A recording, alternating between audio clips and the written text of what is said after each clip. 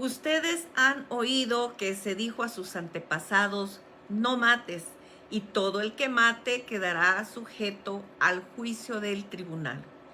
Pero yo les digo que todo el que se enoje con su hermano quedará sujeto al juicio del tribunal. Es más, cualquiera que insulte a su hermano quedará sujeto al juicio del consejo. Pero cualquiera que lo maldiga quedará sujeto al juicio del infierno. Por lo tanto, si estás presentando tu ofrenda en el altar y allí recuerdas que tu hermano tiene algo contra ti, deja allí tu ofrenda delante del altar, ve primero y reconcíliate con tu hermano. Luego vuelve y presenta tu ofrenda. Si tu adversario te va a denunciar, llega a un acuerdo con él lo más pronto posible. Hazlo mientras vayan en camino al juzgado, no sea que te entregue al juez y el juez al guardia y te echen en la cárcel. Te aseguro que no saldrás de allí hasta que pagues el último centavo. Mateo 5, 21 al 26. Amén. Amén, amén.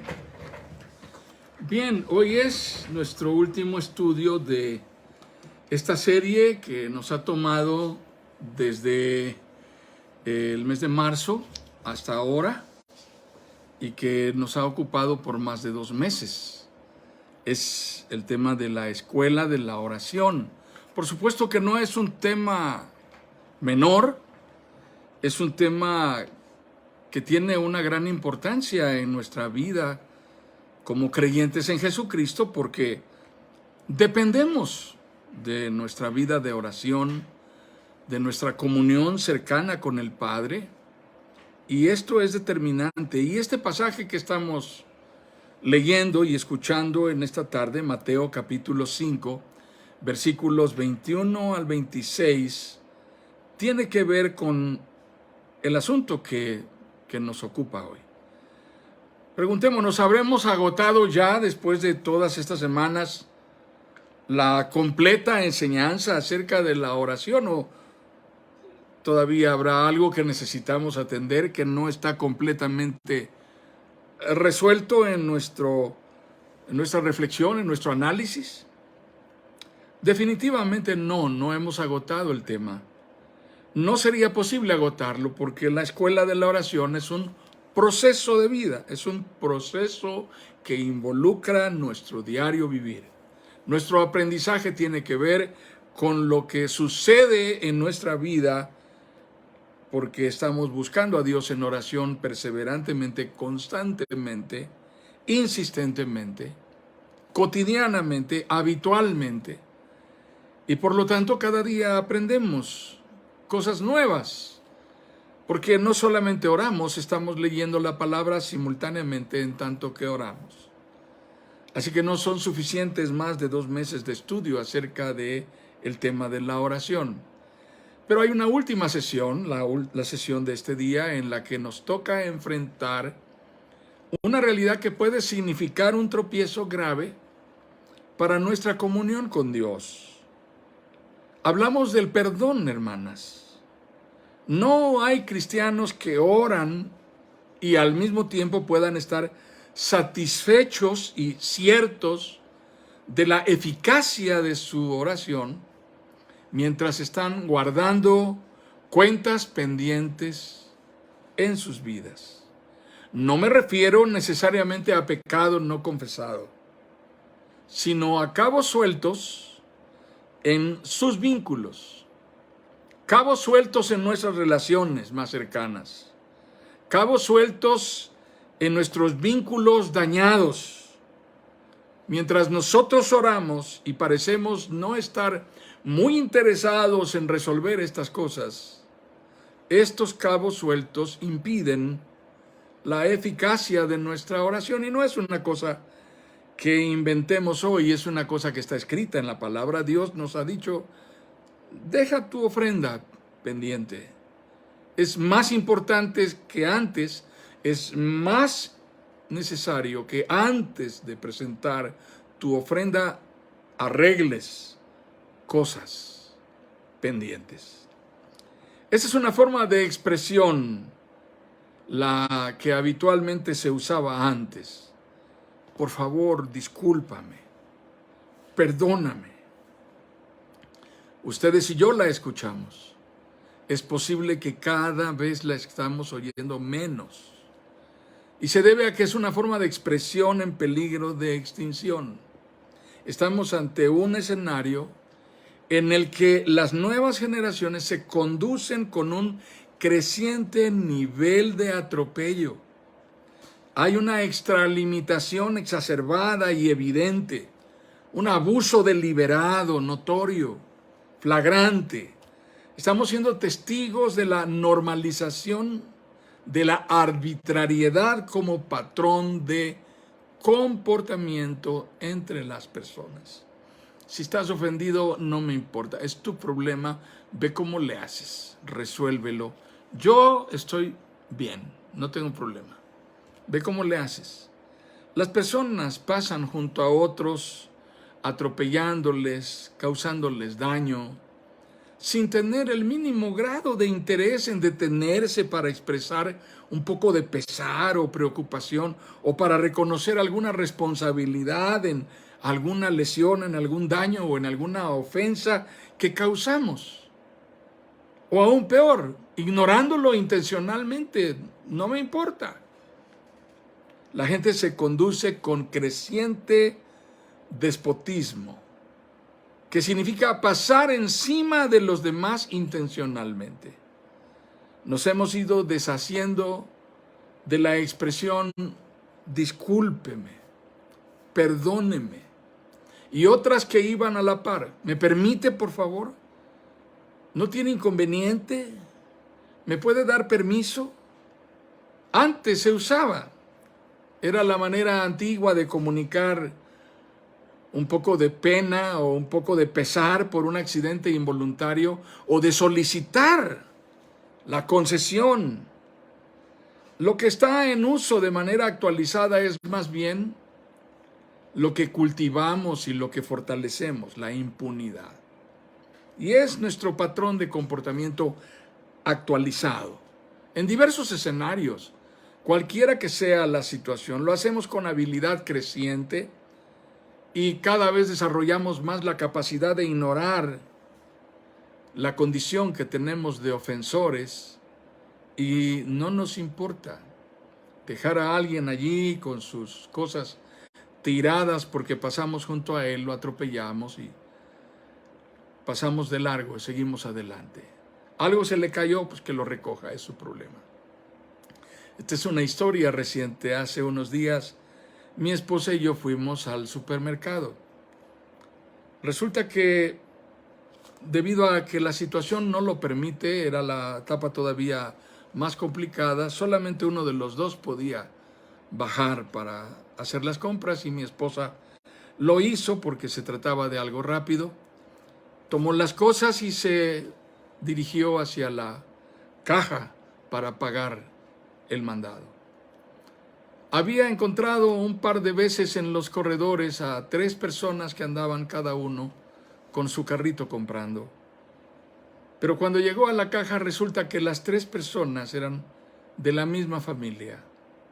No solo eso, las 3 personas se formaron cada uno en una caja para esperar cuál caja se desocupaba antes, para impedir que alguien ocupara un lugar antes que ellos. Así que cuando llegó el momento de que una cajera observó que las cajas estaban ocupadas y se dirigió a mi esposa que estaba formada detrás y le dijo, acá por favor, para pedirle que se dirigiera a la otra caja y pudiera pagar, inmediatamente las 3 personas se adelantaron para tomar el lugar en esa caja. La arbitrariedad cada vez es una forma normal, común, habitual de comportarse. Las personas no tienen la capacidad de esperar a que otro delante de ellos se detenga un poco más antes de arrancar cuando la luz verde del semáforo cambia. Y entonces comienzan a pitar desesperadamente desde atrás cuando ellos creen que ya va a cambiar la luz porque no tienen tiempo para esperar a los demás y el torpe que está adelante les molesta. Esto es lo habitual. La realidad nos revela, hermanas y hermanos, que las personas reaccionamos usualmente desde un patrón de autodefensa, de agresión espontánea, gratuita, que por definición natural niega toda responsabilidad y asume una calidad de inocencia que en integridad no corresponde a la verdad. En el discurso de cualquier abogado defensor se diría en estas palabras: si alguien te dice que tú lo hiciste, niégalo, no tienes por qué reconocer nada, no hay nada de lo que tengas que arrepentirte y no tienes que asumir ninguna responsabilidad, tú desconoces quién hizo nada y no sabes nada. Omite cualquier declaración, no digas nada. Todo lo que digas o dejes de decir puede ser usado y será usado en tu contra. Así que cállate. Finge demencia. Hazte loco. Es lo mejor que puedes hacer. Tú no sabes nada. Pero en términos reales, esta parece ser la doctrina con la que nos conducimos hoy, cada vez más común en nuestros comportamientos típicos. ¿Qué trae eso en consecuencia? ¿Cuál es la consecuencia de esto? En consecuencia, lo que se comunica y lo que experimentan quienes viven bajo este código de comportamiento es simple y sencillamente agresividad. Es la normalización de la ofensa sin que a nadie le importe. Es establecer la ruptura como mecanismo de definición en cualquier conflicto. La separación, el distanciamiento, la desintegración y el desmembramiento en sus vínculos, aún en aquellas relaciones y estructuras de cercanía que nos merecerían respeto, consideración, aún en aquellas relaciones de asociación afectiva en las que debiera haber algún aprecio, que pudieran ser más significativas. Ni siquiera eso es útil. Recientemente me dediqué a publicar algunas porciones de la palabra que son muy a propósito de este proceso en que estamos viviendo. En ningún momento señalé que tal o cual partido no es bueno, que tal o cual candidato no sirve. Solo publiqué algunas porciones de la palabra y un pensamiento reflexivo acerca de que votar implica una responsabilidad ética, una responsabilidad delante de Dios. Pues algunos hermanos que yo consideraba hermanos, incluso consiervos, se fueron duro contra mí. ¡Deje de estar de grillo, pastor! Me hace gracia, me hace mucha gracia, porque ahí es en donde uno tiene la posibilidad de medir quién es cada quien y en dónde está parado. Solamente cité porciones de la palabra y sin embargo la reacción fue virulenta, apasionada políticamente hablando. Por supuesto que este tipo de discurso con el que se vive hoy día significa un creciente grado de incertidumbre emocional y afectiva en las personas, en las relaciones, en los entornos familiares en los que nos desenvolvemos en la vida. El esposo no tiene mayor empacho en dejar a la esposa con la cara así de palo porque está acostumbrado a que eso parece ser el típico modo de reaccionar, así que llega la hora de irse y se va y no va a haber una palabra de búsqueda, de conciliación, No hay un interés por el avenimiento, por arreglar las cosas y estar en paz. Las personas se vinculan con los que aman desde una posición definida y perfilada por el egoísmo, por la autodefensa. Primero yo, luego yo, y ya al final también yo. Nadie está listo, nadie está dispuesto a bajar la guardia. Estamos permanente y predominantemente autoprotegidos, cada quien dentro de su fortaleza, cada quien en su guardia, cada quien en su propio caparazón. Y reaccionamos agresivamente cuando somos confrontados, particularmente acerca de nuestros gestos y de nuestras reacciones que pueden significar alguna lesión, alguna ofensa, algún daño para quienes están cerca de nosotros. Incluso no se libran los que más amamos. No se libran aquellos que decimos que están más cerca de nuestro corazón. En la consejería pastoral me ha tocado tratar situaciones delicadas de familia, en donde hermanos están conflictuados por intereses que no debieran ser los que determinen que los hermanos se lleven bien, que un padre y un hijo se lleven bien, que una pareja de esposos se traten con consideración y con cortesía y respeto. Sin embargo, en algunas circunstancias como estas, hermanos, se nos nubla el entendimiento y las vocales, no las consonantes, las vocales del Evangelio, se nos olvidan por completo. Somos agresores cínicos, agresores sin vergüenza ni escrúpulos, acerca de nuestro estilo de agresión en dar respuestas. No nos importan los demás. Los más lejos que llegamos es, lo más lejos que llegamos es asumir que los demás tienen la obligación de quedarse callados. Si son cristianos, pues que muestre que tiene humildad y que se calle. Y siempre que sea él primero, yo diré que sí, pero si él acepta, si ella acepta, si ella reconoce, puede ser que yo también reconozca. Y no decir palabra alguna acerca de nuestra condición y calidad de ofensores. Medimos la espiritualidad de los demás y lo expresamos abiertamente, ni que fuera para tanto. Últimamente no es ni la primera ni la última vez. Que se aguante, ni que fuera un bebé, ya está grande. Que sepa lo que duele en la vida.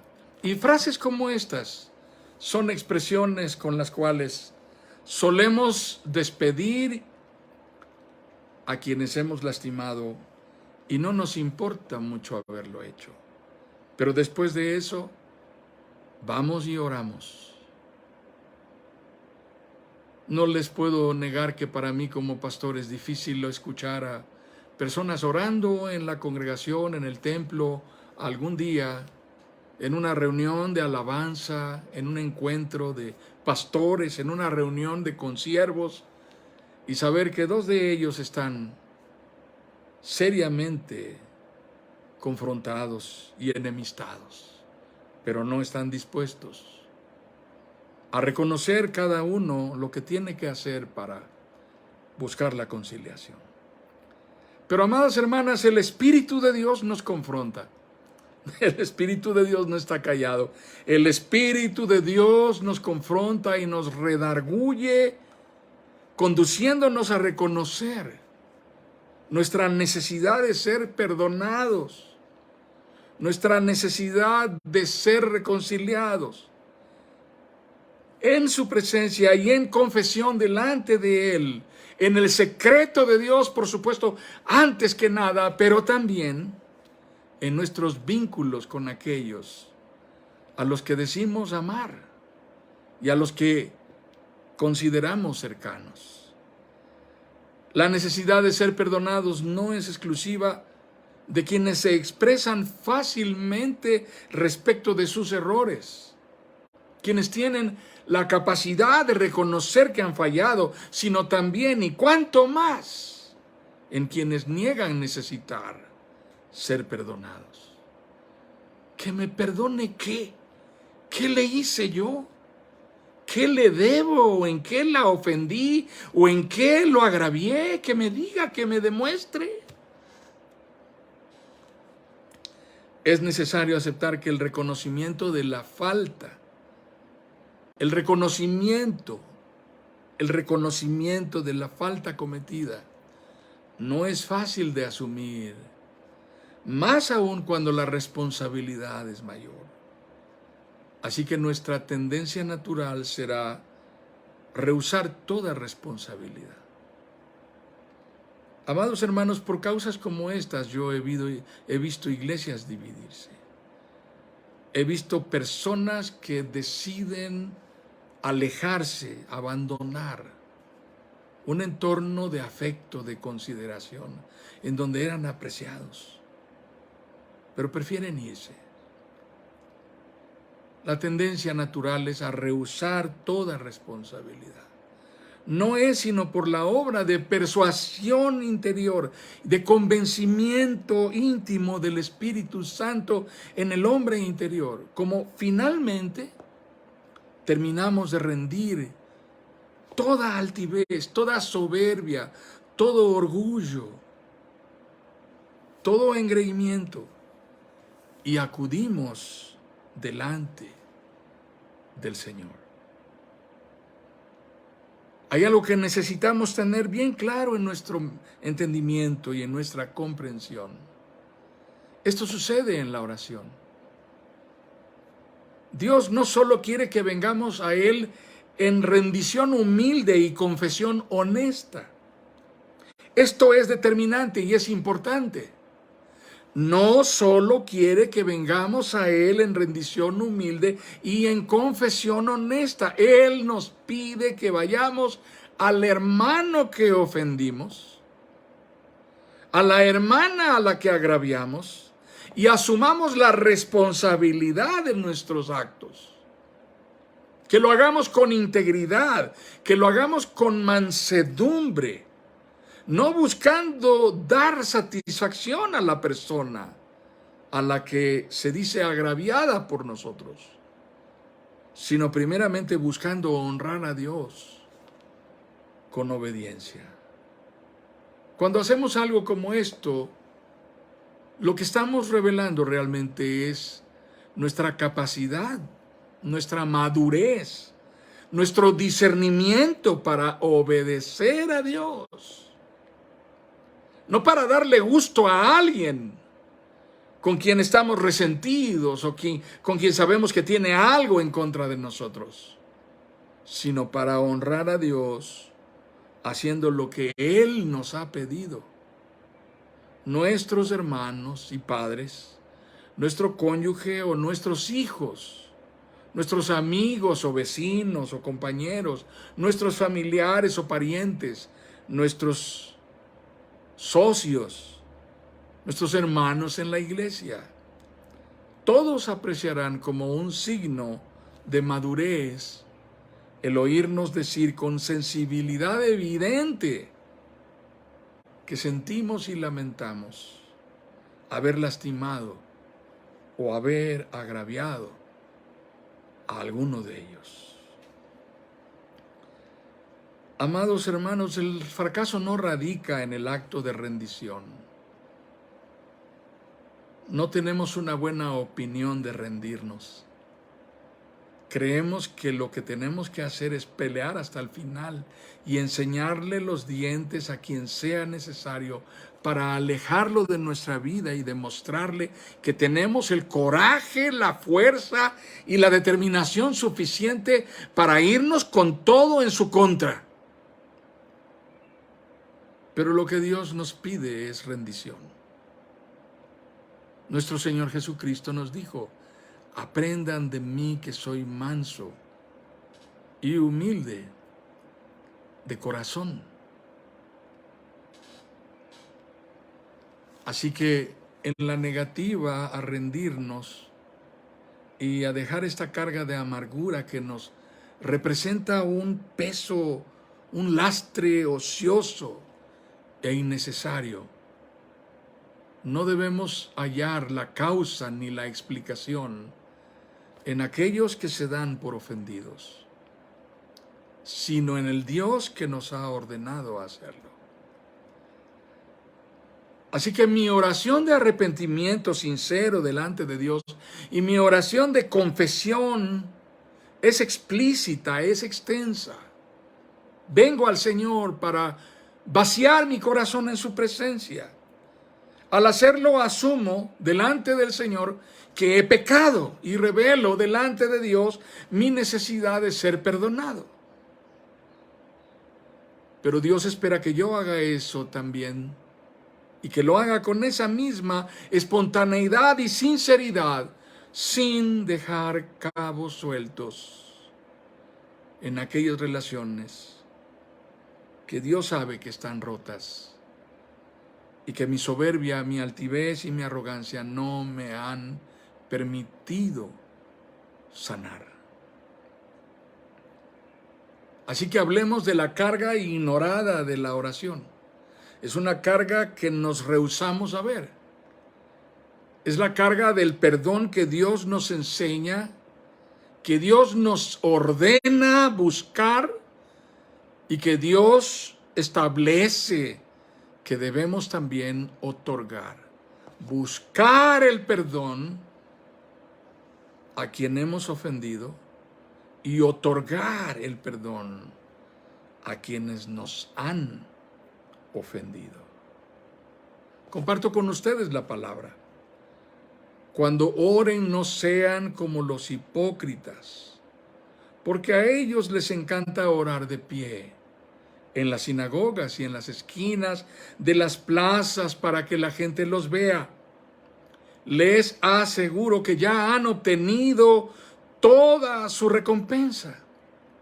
Pero tú, cuando te pongas a orar, entra en tu cuarto, cierra la puerta y ora a tu Padre que está en lo secreto. Así, tu Padre que ve lo que se hace en secreto te recompensará. Y al orar, no hablen solo por hablar como hacen los gentiles, porque ellos se imaginan que serán escuchados por sus muchas palabras. No sean como ellos, porque su Padre sabe lo que ustedes necesitan antes de que se lo pidan. Ustedes deben orar así: Padre nuestro que estás en el cielo, santificado sea tu nombre. Venga tu reino. Hágase tu voluntad en la tierra como en el cielo. Danos hoy nuestro pan cotidiano.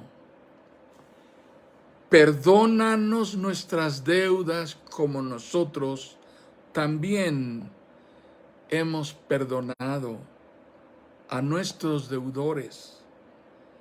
Y no nos dejes caer en tentación, sino líbranos del maligno.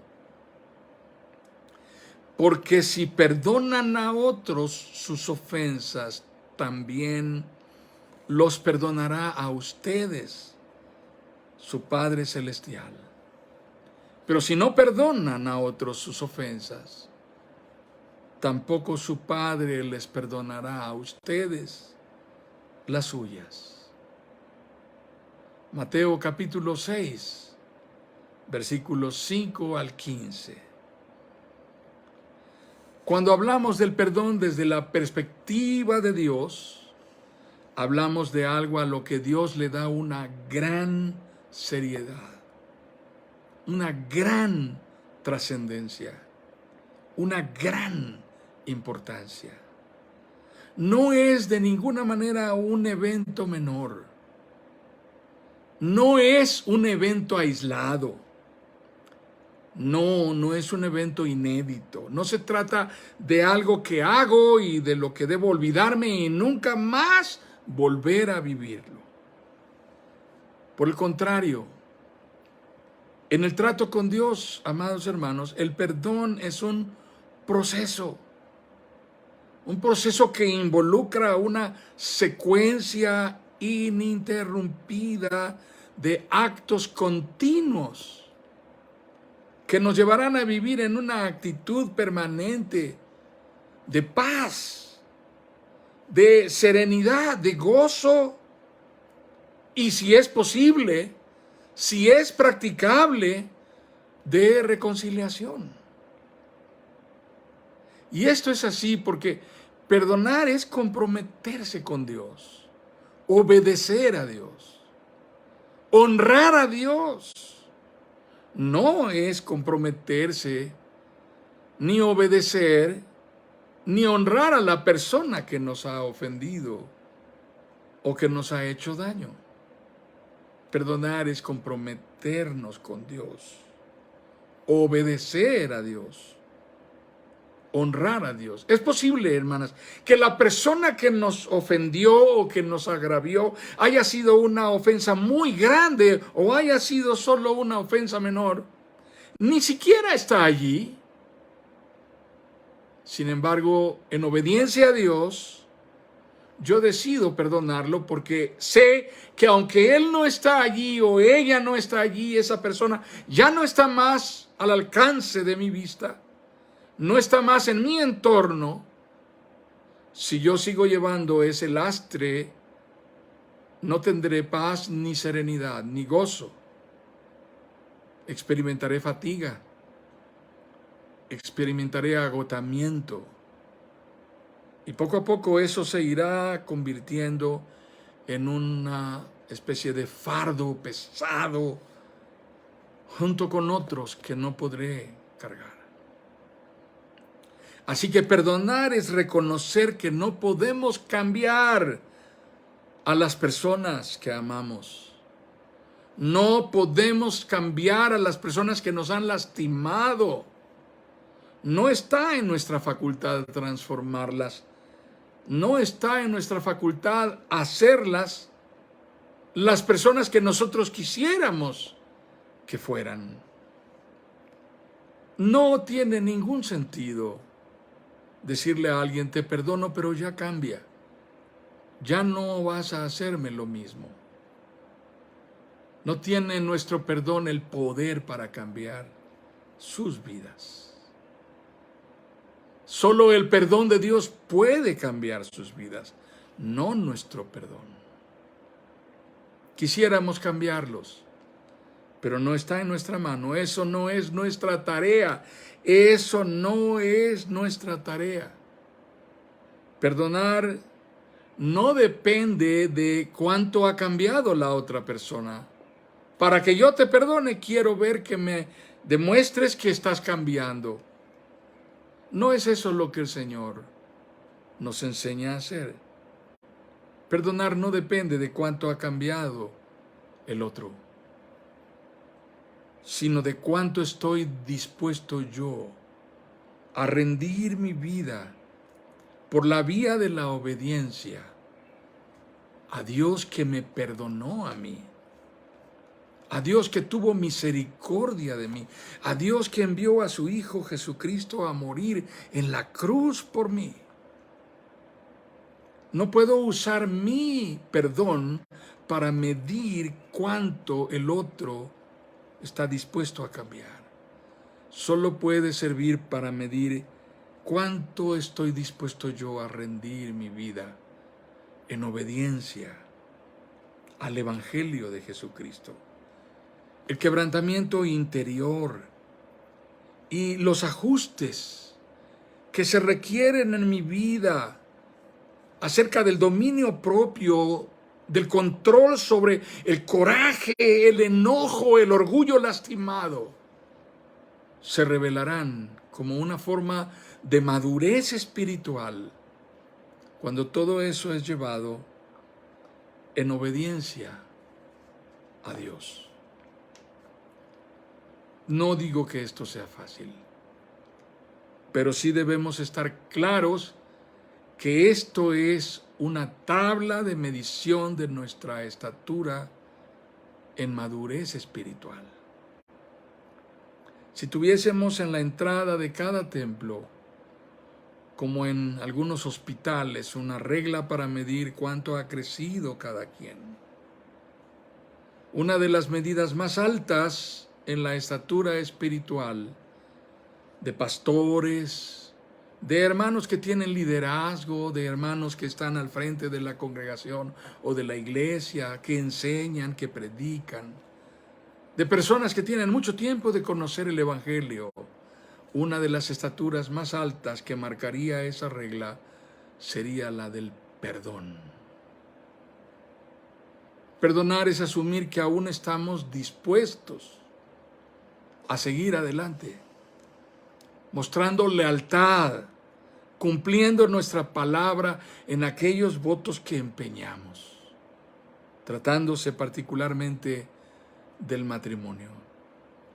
La palabra empeñada es una promesa que no está sujeta a circunstancias cambiantes. Mi deber es cumplir delante de Dios. Debo ser sensible al compromiso adquirido. Amados hermanos, un cirujano no puede decidir cortar la arteria femoral de un paciente al descubrir a la mitad de una cirugía que esta persona que está en el quirófano es el secuestrador que le causó sufrimiento y angustia a su familia, el violador que le hizo daño a su ser amado entrañable, el que mató, el que lastimó, el que extorsionó a su familia o a sí mismo. Su compromiso es tratar a este criminal que ha reconocido como un paciente cualquiera. Eso es lo que dicta la ética profesional. Eso es lo que lo lleva a actuar de una manera imparcial, aunque dentro de él haya una ofensa aún pendiente. Eso es lo que lo puede llevar incluso a perdonar, a asumir una actitud de renuncia a su propia causa personal y a su propio dolor. Significa que es la hora de entregar mi causa, mi juicio, mi indignación en las manos de Dios y dejar que sea Dios, el Dios soberano, el Dios de la gloria, el Dios infinitamente justo y recto, el Dios que juzga toda causa sin torcer el derecho, el Dios que da testimonio de perfección, de santidad, de gloria y majestad. Que sea Él quien juzgue mi causa. Cuando me siento ofendido, no siempre se trata de una forma de agravio en el que fui provocado a ira o a enojo. Es muy posible que lo que estoy experimentando es solo un profundo dolor por decepción. Esto suele pasar con nuestros hijos. Cuando nuestros hijos hacen cosas que ya no nos enojan, nos duelen. Las decisiones que toman pueden no enojarnos, solamente pueden decepcionarnos profundamente.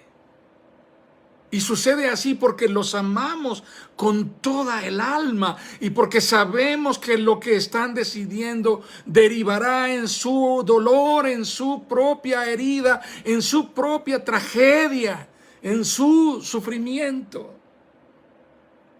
Así que lo que estoy experimentando es un profundo dolor porque veo a alguien a quien amo, nacido de mis entrañas, correr en el borde del precipicio y divertirse desafanadamente como si no hubiera ningún peligro. Y yo que ya viví eso puedo decirle, estás a borde de que suceda algo que no tendrá reversa.